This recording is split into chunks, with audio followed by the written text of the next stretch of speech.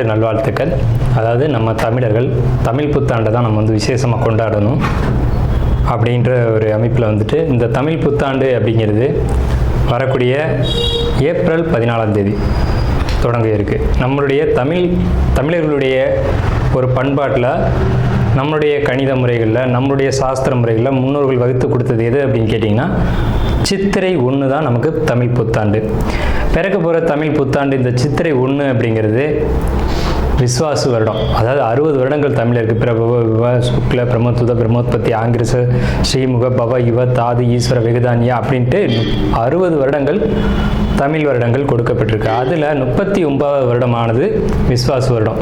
இந்த வருடத்தை நோக்கி தான் நம்ம அடியெடுத்து வைக்கிறோம். நம்ம தமிழர்களுடைய கலாச்சாரப்படி பல்வேறு மதங்களும் பல்வேறு இனங்களும் பல்வேறு கலாச்சாரங்களும் இருந்தாலும் இந்த உலகத்தினுடைய ஆதி கர்த்தா, ஜோதிட சாஸ்திரத்தினுடைய ஆதி கர்த்தா அப்படிங்கிறவங்க தமிழர்கள் தான்.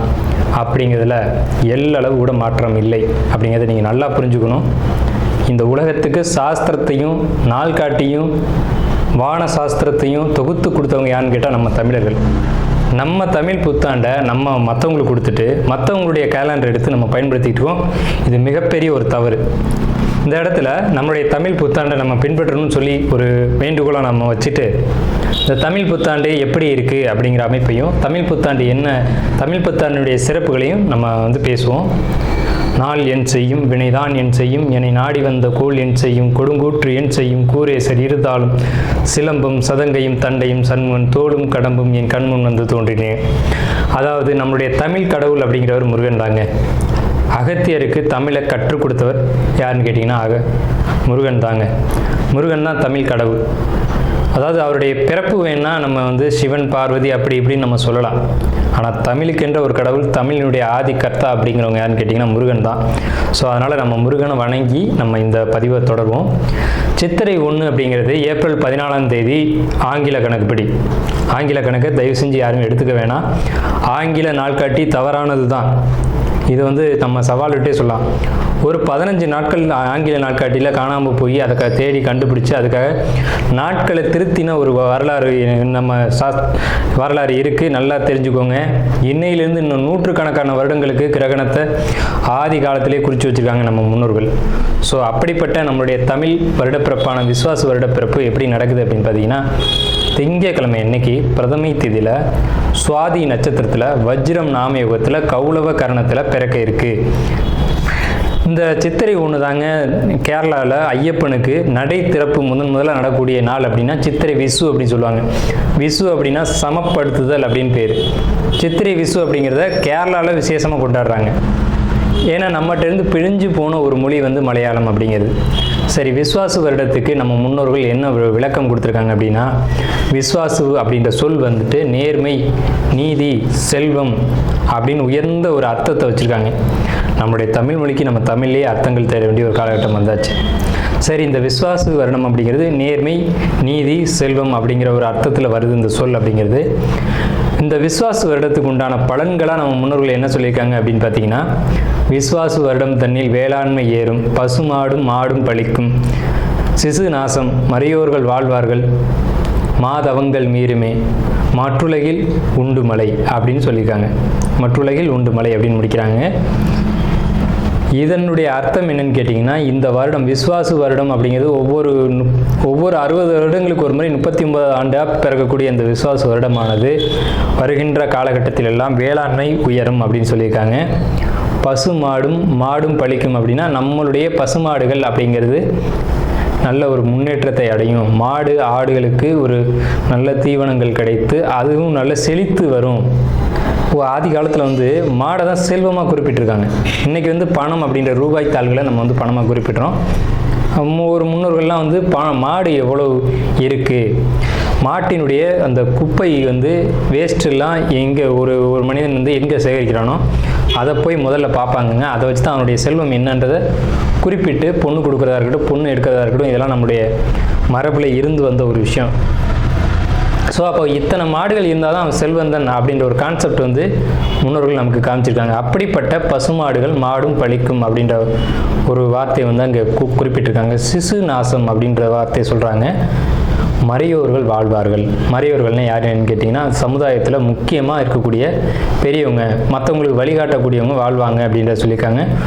மாதவங்கள் மீறுமே அப்படின்ற ஒரு வார்த்தையும் வருது. மாதவங்கள் மீறும் அப்படின்னா ஒழுக்கக்கேடான செயல்பாடுகளில் மனிதர்கள் நடக்க வேண்டிய காலகட்டங்கள் வரும்.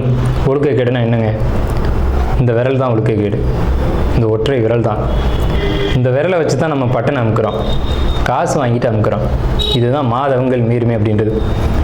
ஸோ அந்த மாதிரிலாம் இல்லாமல் மனசாட்சிக்கு துரோகம் செய்யாமல் யார் நீதி பரிபாலனம் செய்வாங்க அப்படின்றத தெரிஞ்சு சரியான வாக்களித்து நல்ல தலைவனை தேர்ந்தெடுக்க வேண்டிய காலகட்டங்கள் அப்படிங்கிறத இங்கே மறைமுகமாக இந்த விசுவாச வருடத்தினுடைய வெண்பா பாடல் அப்படிங்கிறது நமக்கு சுட்டி காட்டுது.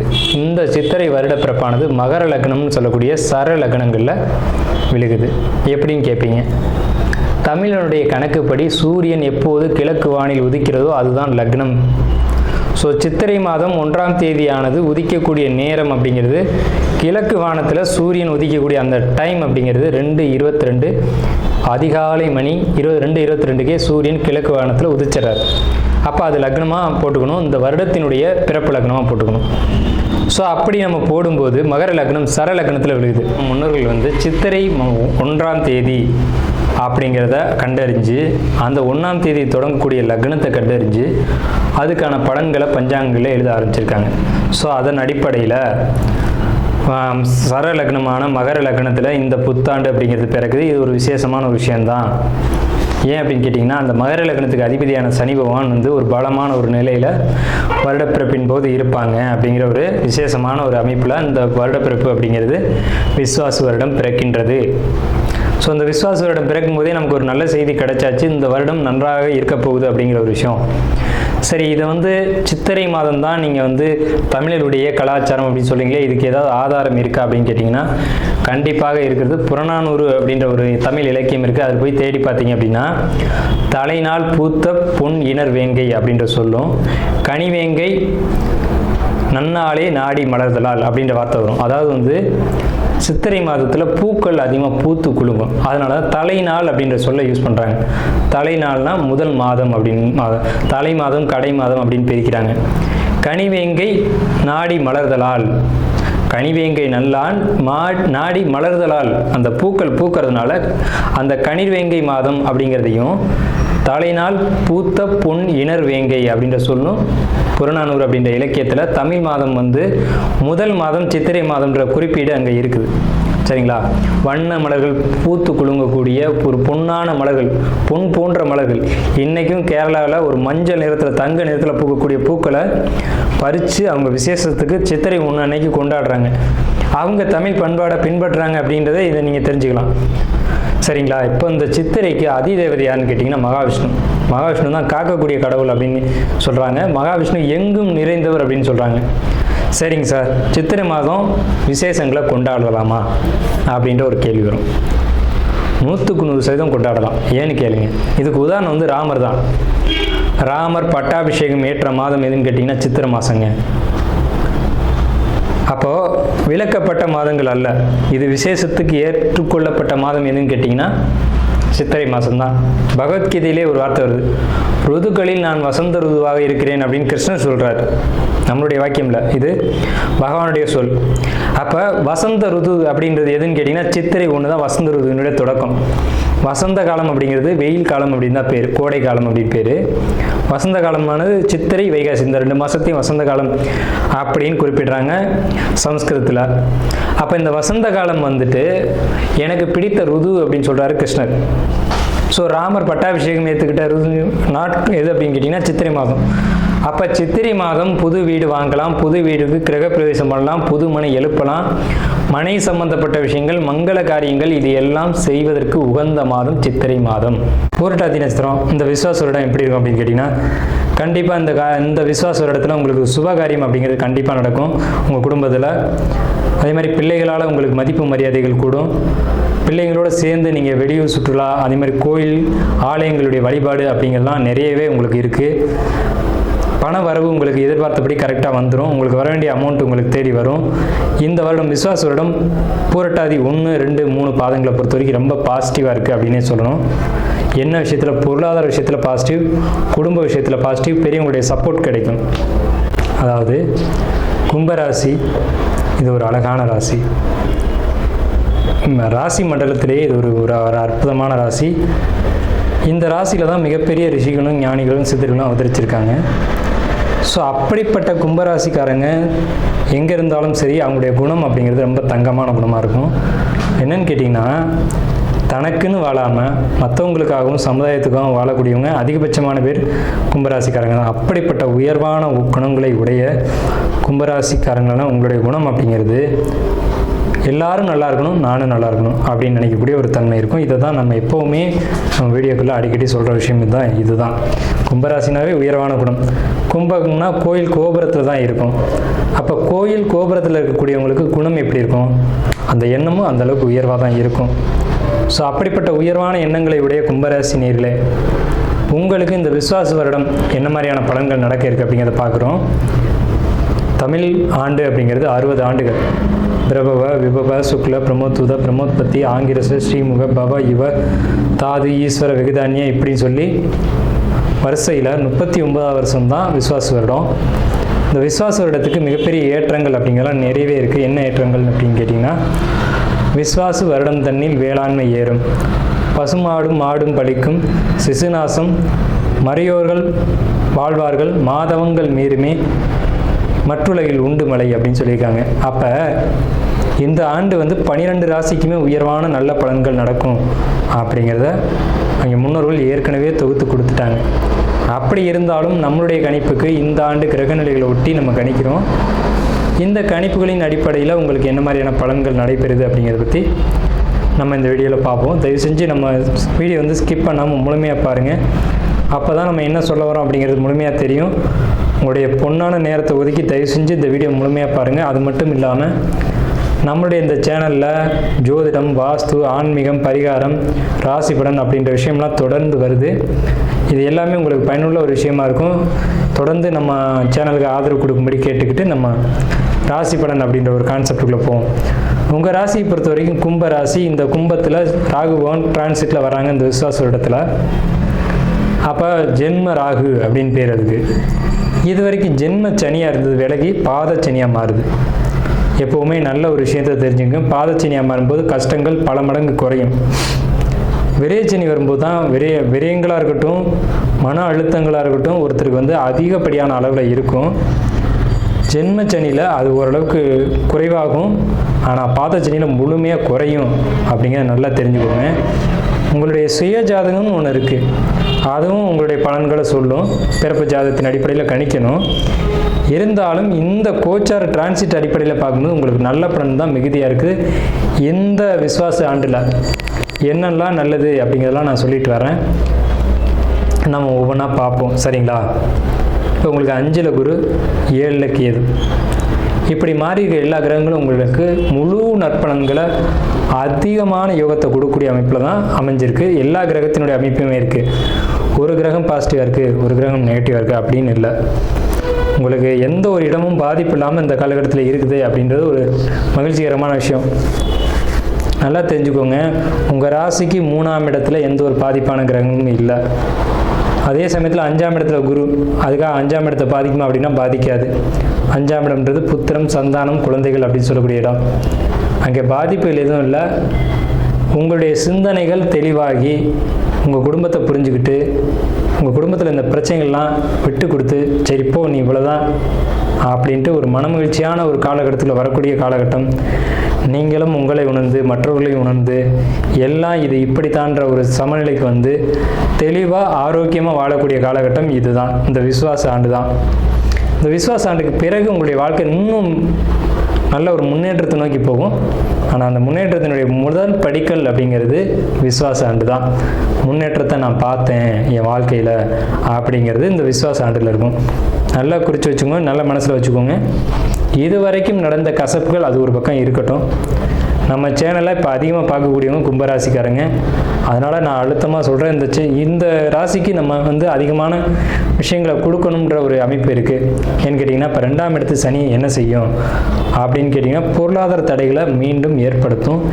இருந்தாலும் அதுலேயும் சமாளிக்கக்கூடிய ஆற்றலையும் கொடுக்கும்.